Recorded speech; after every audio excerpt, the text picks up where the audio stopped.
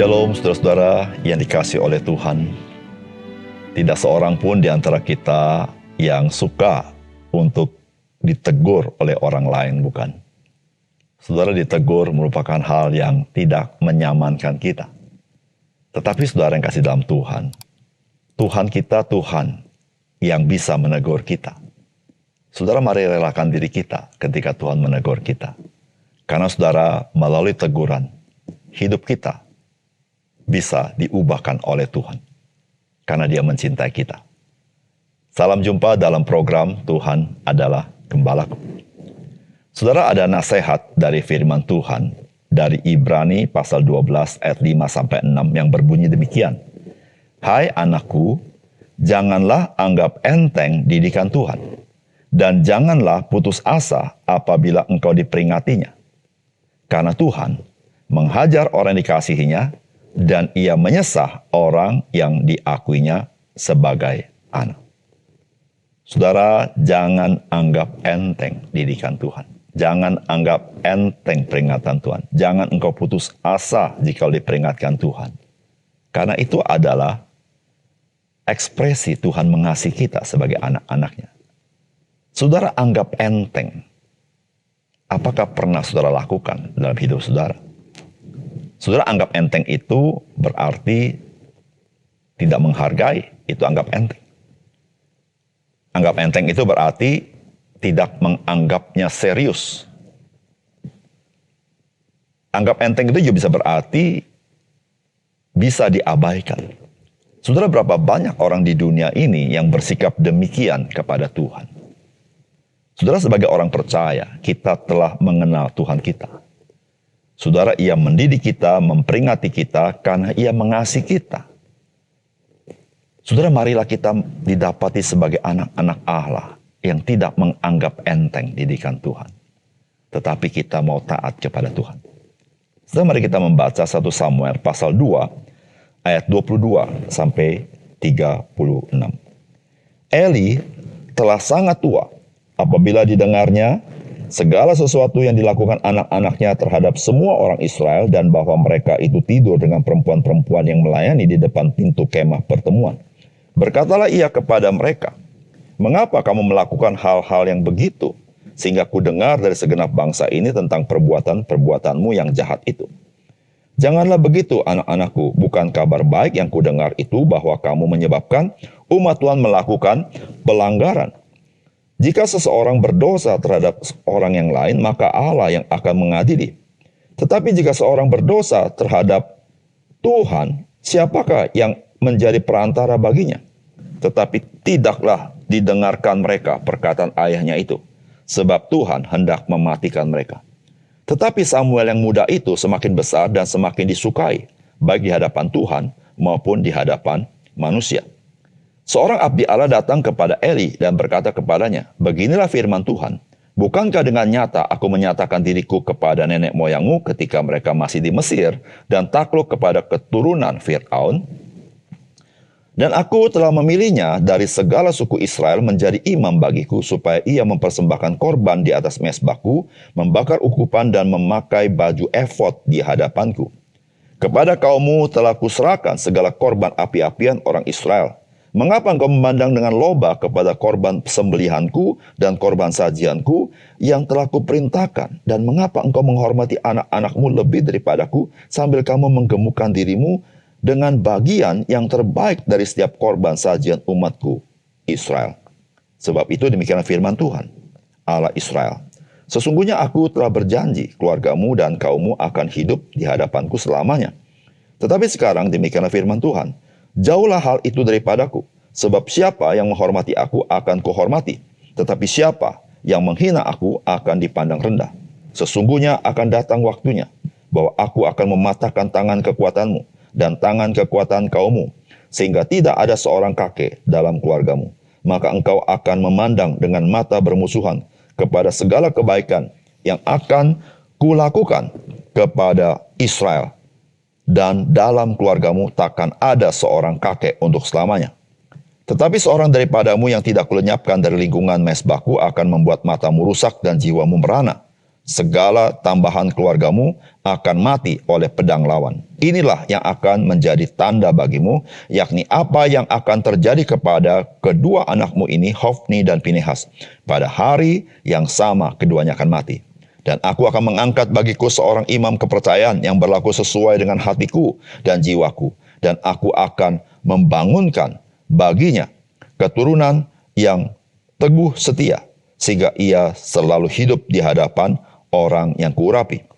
Kemudian siapa yang masih tinggal hidup dari keturunanmu akan datang sujud menyembah kepadanya, meminta sekeping uang perak atau sepotong roti, dan akan berkata, tempatkanlah kiranya aku dalam salah satu golongan imam itu, supaya aku dapat makan sekerat roti. Saudara yang dikasihi oleh Tuhan, Eli adalah seorang imam. Namun anak-anaknya, Hofni dan Pinehas, adalah anak-anak dursila. Atau maksudnya adalah anak-anak yang jahat dan tidak mengindahkan Tuhan. Saudara, kita tidak mengetahui mengapa sampai anak-anak daripada Imam Eli seperti itu. Namun yang kita pelajari dari bagian firman Tuhan, kita mendapatkan ada salah satu faktor yang mungkin adalah karena Imam Eli tidak menjadi teladan di mata anak-anaknya. Dan hal ini, saudara, menjadi faktor mengapa nasihat Imam Eli tidak diindahkan oleh anak-anaknya. Namun ini hanya salah satu faktor. Masih ada faktor lain yang kita mungkin luput daripada pemandangan kita. Saudara, salah satu kelemahan Imam Eli adalah bahwa Imam Eli ini sebenarnya sudah mendengar perbuatan-perbuatan tidak baik dari anak-anaknya. Namun sepertinya setelah itu menjadi perbincangan orang banyak, barulah Imam Eli menegur anak-anaknya. Namun terkait dengan korban yang tidak dihormati oleh Hofni dan Pinehas, kita tidak membaca Imam Eli menegur anak-anaknya. Dan saudara, Imam Eli sendiri menikmati apa yang dicuri dari anak-anaknya. Nah saudara, apakah pesan firman Tuhan bagi kita? Saudara, yang pertama, saudara, manusia yang lebih menyukai hidup di dalam kegelapan daripada menerima terang Tuhan, ia harus sungguh-sungguh waspada bahwa sebenarnya ia sedang berada di bawah penghakiman Tuhan. Saudara, firman Tuhan berkata begini, berkatalah ia kepada mereka, mengapa kamu melakukan hal-hal yang begitu?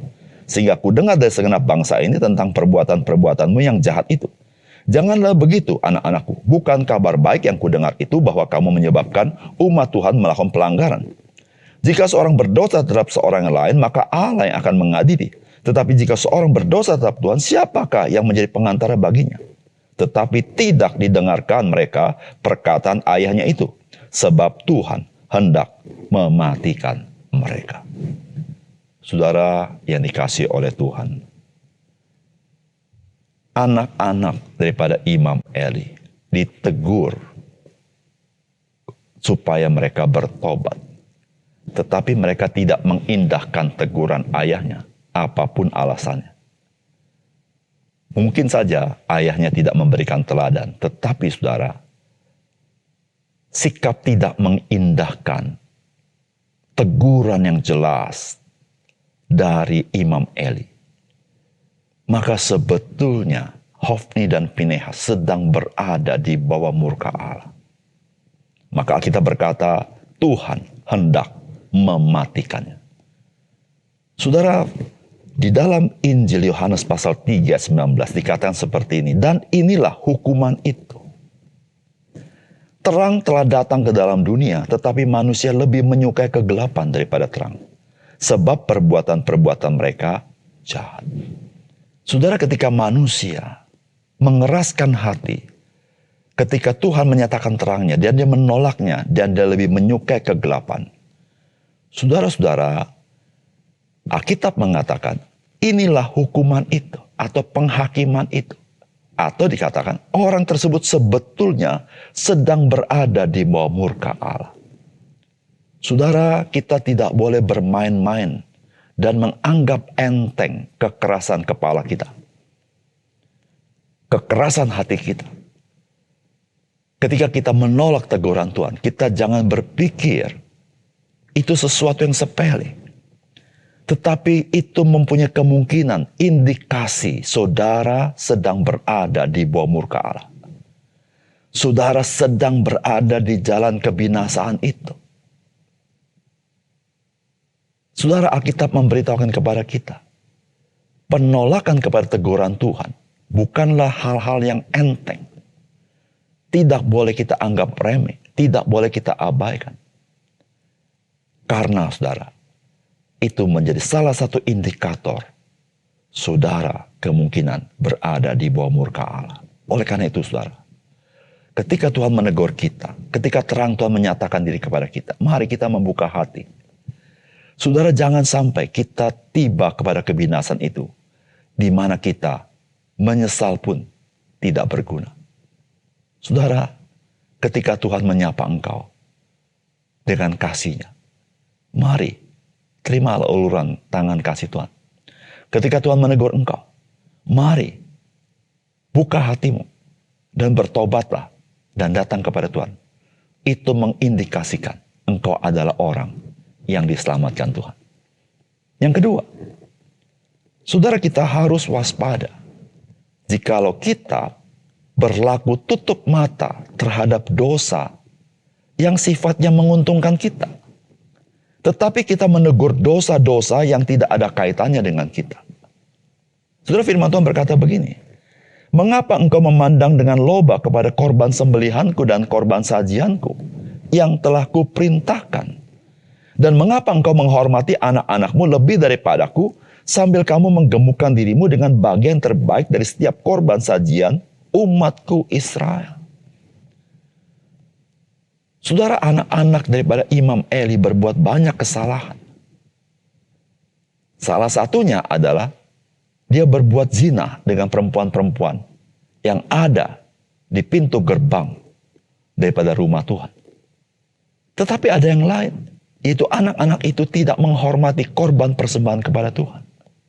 Dan saudara perhatikan, Imam Eli hanya menegur perbuatan-perbuatan anak-anaknya terhadap perempuan-perempuan di pintu rumah Tuhan. Tetapi Imam Eli tidak berbicara apapun kepada anak-anaknya terkait korban yang dibawa kepada Tuhan, yang dicuri oleh anak-anaknya. Dan Tuhan melalui abdi Allah menegur Imam Eli dalam hal ini. Dan dikatakan, mengapa engkau lebih menghormati anak-anakmu daripada menghormati aku? Saudara, kita tahu jawabannya dari bagian ini. Karena Imam Eli menikmati apa yang dicuri oleh anak-anaknya. Sehingga Imam Eli ada dua hal. Yang pertama, dia tutup mulut karena dia suka dengan apa yang dicuri oleh anak-anaknya. Yang kedua, dia tutup mulut karena dia tahu kalau dia ngomong, anaknya bisa menuding dia, dia pun menikmatinya. Saudara yang dikasihi Tuhan, mari kita waspada dalam hidup kita. Jangan sampai saudara, kita menegur dosa-dosa yang tidak ada kaitan dengan kita dengan begitu keras. Tetapi kita tutup mata terhadap dosa-dosa yang sifatnya menguntungkan kita. Dan kita menganggap sepi dosa seperti itu. Saudara, mari kita objektif dalam hidup kita. Terhadap dosa apapun, saudara, mari kita tinggalkan dosa itu. Dan kita berbalik kepada Tuhan. Saudara, jangan sampai dosa yang kita lihat menguntungkan dan kita pelihara itu. Dan saudara, ingatlah, tidak ada dosa yang membuat engkau bahagia. Tidak ada dosa yang membuat engkau sejahtera. Tidak ada dosa yang tidak membebani hidupmu. Oleh karena itu, saudara yang kasih dalam Tuhan, mari kita berkata kepada Tuhan terhadap nasihatmu, aku mau taat. Terhadap dosa, aku ingin tinggalkan. Karena aku tahu ya Tuhan, hidupku adalah untuk melayani Tuhan, bukan untuk melayani dosa. Saudara, mari kita belajar dari keluarga Imam Eli. Kita jangan menganggap enteng dosa-dosa yang menguntungkan kita. Tapi kita mulai bertobat dan kita tinggalkan dosa-dosa itu. Mari kita berdoa. Bapa surga, terima kasih untuk kebenaran firman-Mu. Kami bersyukur hari ini Tuhan mengajar kami supaya kami peka kepada teguran Tuhan. Kami juga peka kepada dosa-dosa yang menguntungkan kami, yang kami tutup mata, supaya kami buka mata dan kami bertobat. Tuhan tolong kami. Roh Kudus bekerja dalam hidup kami, supaya kami dimampukan untuk menanggalkan dosa kami dan ikut Tuhan Yesus dalam hidup kami. Terima kasih untuk firman Tuhan. Dalam nama Tuhan Yesus kami berdoa. Amin.